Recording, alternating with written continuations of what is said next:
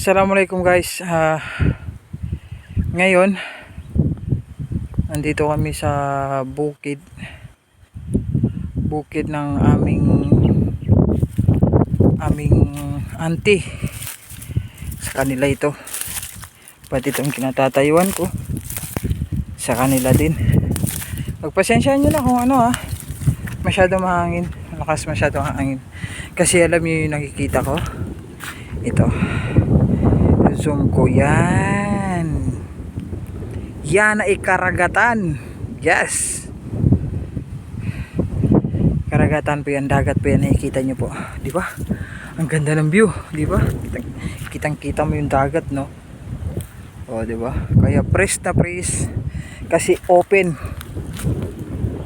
talaga, ramdam yung hangin kasi nasa pinakataas talaga, kung mataas talaga ng bundok to. Nakita namin to, sobrang taas to. Ito, yung mga mais, itong mga mais na to sa tita namin, sa auntie namin, kapatid ng nanay namin. Yan. O, diba? Ang ganda. No? Ang ganda tingnan. Bantukan. Yan. Tapos yan. Wala may kitang hiwalay-hiwalay yung mga bahay dito. Hindi magkakatabi. Kasi ang mga bahay po dito is kanya-kanya, yung kanya-kanyang lupa. Kung halimbawa ang lupa mo dyan ka magpapatayo ng bahay, pero fairness, ang ganda niyan. Alam nyo, nasa pinaka mataas ang bundok, kaya hinay-hinay ako dito paglalakad. Kasi guys, papakita ko sa inyo, magugulat kayo sa makikita nyo dahil napakataas po. Kita nyo yan dyan sa baba, diba? Mataas talaga yan. Kung naririnig nyo lang yung hagos ng sapa, naririnig dito. May sapa kasi dyan sa baba. Yan o. Ito, yan nakikita no, ito susum ko. Yan, mangga po yan. Kaso ubos na po yung bunga. Oo, nauubos na po yung bunga. Ayan. Di ba, yun ang sapa, oh. Medyo may hindi masyado malinaw yung tubig kasi nga gawa nung nakailang araw may bagyong pumasok sa atin, di ba? Pero solid naman, napaganda po dyan. Kita nyo yung tubig. Oh. Ayun o, parot. Nakita mo yan sa kawayan. Ayan. Pero hindi na makikita. Yan. Ibon yan. Nakaupo. Parang parot ata yan. Hindi ko lang sure kung parot ba yan o hindi. I don't know. Pero ang ganda ng ibon. Ganda ng kulay. Kitang-kita, no? Ang ganda ng paligid. Tahimik. Diba? Tahimik lang dito na area. Tapos dito, ito may susuma ko kung makikita nyo yung bahay, yung bahay. Yung kung makikita nyo yung bahay dito. Ang lalayo ng mga bahay dito. Hindi masyado kita yung bahay. Ayun. Yun, konti lang ang nakikita. Ang layo kasi ng bahay na yan. Ito talaga. Kung dito ka titira, bibigyan ka ng pagkakataon, dito ka titira mag-isa, kaya mo ba? Okay. Sa mga sanay sa bukid, basic. Alam mo itong tinatapakan ko, ito. Gulay yan. Ito yung sinasabi nila balatong. Ito, gulay to. Yung balatong, ito, munggo. Yun, munggo na red. Yung hinahalo sa ice trap. Sinasabi mga iba, dirty ice cream. Pero para sa amin, mahihirap. Napakasarap nun. Tara, punta muna tayo doon. Ikot-ikot muna tayo. Hindi lang sa isang lugar pupunta natin. Gusto ko sana lumabas dito Ang lakas ng hangin, no? Haramdam nyo ba guys, yung hangin? Diba? Talagang open field talaga, no? Ganda, no? Sa totoo lang, siguro kung gabi ako maglalakad dito, nako, tako pero zero, yung iba hindi na matatakot siguro kasi sanay na, di ba? Pero ako kasi hindi masyado akong sanay. Pero ang ganda ng paligid ito. Alam niyo to, ang ganda ng damo, oh. Alam na. Yung may mga partner dyan, mahilig sila magtago-taguan dito sa mga damo, di ba? Oh, yung mga mahilig dyan, mahilig ng tago-taguan. Oh, ito yung damo. Gi ang tawag sa amin to, damagi. Pwede ito siyang gawin sa mga iba natin mga katutubo at sa mga iba. Itong gi na to, ginagawa nilang ano, bubong ng bahay. Kasi ano to siya, malamig. Malamig to siya pang bubong ng bahay. Ito na. Nandito na tayo sa, hindi ko alam kung kaninong bahay ito. O, diba? Ang ganda. Ang ganda ng paligid. Nakakamiss. Nakakamiss ng paligid. Yun. Yan, ganda ng paligid. Ito siya ano, mais. May abono. Yan yung sinasabing abono. Yan. Yung sinasabing abono. Para pagsibol ng mais, matataba, malalaking bunga. O diba? Yan yung may bahay doon. Nakatingin sa akin yung mga tao, sabi niya, sino kaya to? Nawawala kaya siguro to? Pupunta sana ako dun sa may kalsada, kaso ang layo pala. Ay, layo ng lalakarin ko. Ang sabi ng auntie ko, nandiyan lang sa taas, malapit lang. Malapit na ako hinihingal. Ang layo pala, nandun pa sa kabila. Di na pupunta, hanggang dito na lang ako. Uy, dami ng ibon, no? Kita nyo, nagsiliparan na yun. Ang dami ng ibon, no? Diba? Yan, no? Yan! Yan na ng ibon, no? Yan, yan, nakikita nyo. Yan sa mga puno. Yan. Ayan. Diba? Ang ganda ng mga ibon, no? Buti pa yung ibon. Malayang lumilipad. Ikaw kaya, malaya ka din ba lumilipad? Wala ka namang pakpak eh. Hindi ka makakalipad kasi wala kang pakpak. Pero kung mananatili ka lang sa loob ng bahay mo, wala mararating. Buti pa nga yung ibon eh. Araw-araw, nagsusumikap, makahanap ng pagkain. Ikaw kaya, naghahanap ka rin ba ng pagkain mo? Ewan natin. Iba-iba kasi ang pag-iisip ng ibang tao eh. Di ba? Pero para sa amin mahihirap. Hindi madali kumita ng pera. Hindi madaling kitain ng pera. Mga katulad namin na taga-bundok. Ito taga-bundok. Sanay kami sa buhay na mahirap. Sanay kami dito. Kasi hindi naman kinakaya na taga-bukid kami. Ganda kaya. Diba? Tara. Itutur ko kayo sa bahay ng aking auntie. Or tinatawag sa amin na salitang Muslim, babukagi. Yun. Tagalog, auntie, tita. Yes. Si Babo Kagi, napaka ano po, napakabait po. Opo, mabait po yun. Oo, prangka siya magsalita, pero mabait naman. Sanayan na lang. Kung hindi ka sanay sa bunganga niya, mapipikon ka. Pero kung sanay ka naman sa bunganga niya, mabait po siya, napakabait po. Pero minsan po, alam niyo naman ang mga matatanda, di ba? Ganun. Pero mabait po yung auntie namin.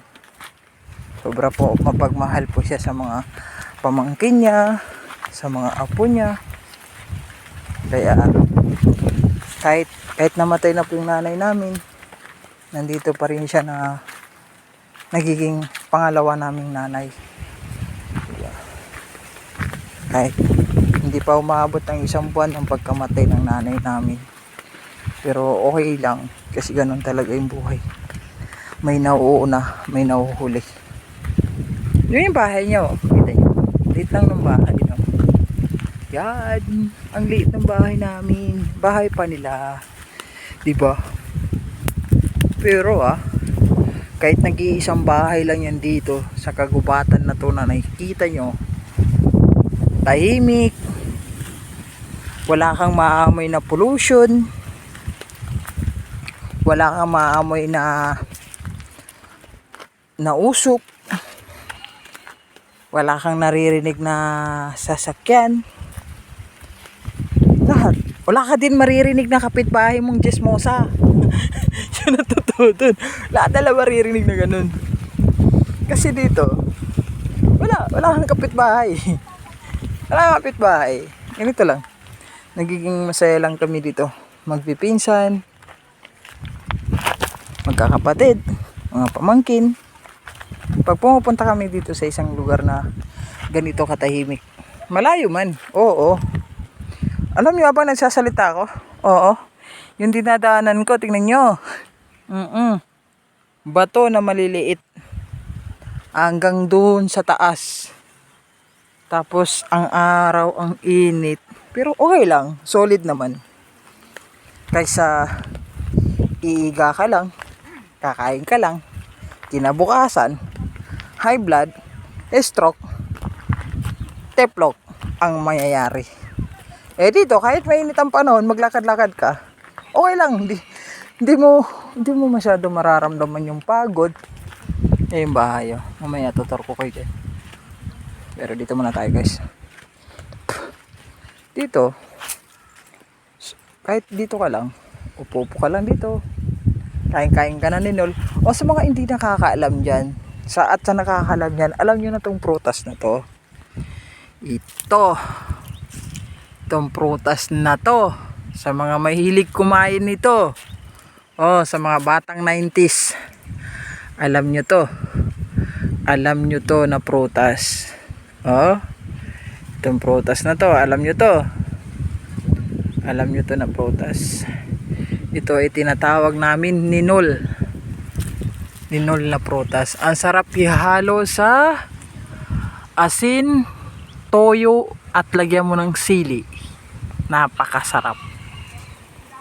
Sa mga batang 90s alam nila yan, di ba? Ang taas niya, no? Dito ka dadaan, pababa ka ng takbo mo, wala na, hindi ka naabot ng regional, diretso libing. Oo, ganyan ang lalim yan eh. Pero kami naman, mga sanay naman kami tumayo sa mga ganito. Kahit ilang taon bago kami nakabalik dito. Ayun yung sapa, Mamaya, guys, maliligo tayo dyan. Maliligo ako dyan mamaya. Joke lang. Ito, yun mangga, mangga yan. Tapos ito, sa mga mga kaparehas ko na batang bukid, yan, kamuting kahoy, solid na yun. Lalo na may bagoong, yung kinakain mo yung umagang-umaga. Pagkagising mo umaga, yan ang kakainin mo, kamuting kahoy. Solid sa katawan yun. Solid guys, talagang mapapaulala ka. Sorry guys, medyo busog lang. Diba? Ang ganda no. Isipin mo dito ka nakauwi, dito ka nakatira. Ang ganda. Solid. Diba? Solid no. Solid ang punta mo dito. Hindi ka maboboard. Ang naririnig mo lang yung uni ng mga uwak, uni ng ibon, uni ng mga insekto na maliliit. Ano lang. Diba? Ang naririnig nyo sila nagkakatuwaan. Ibig sabihin, masaya sila. Kasi alam mo kung bakit. Nagkakatuwaan kasi sila. Diba? Ganun lang. Tawa lang. Kasi pag dito ka sa bukid, wala kang maiisip na problema eh. Puro kasiyahan lang. Happiness lang. Ganun lang. Diba? Oh, kung halimbawa sa city ka, ito bibiliin mo pa to eh. Ito. Bibiliin mo pa yan. Dito pupulutin mo na lang.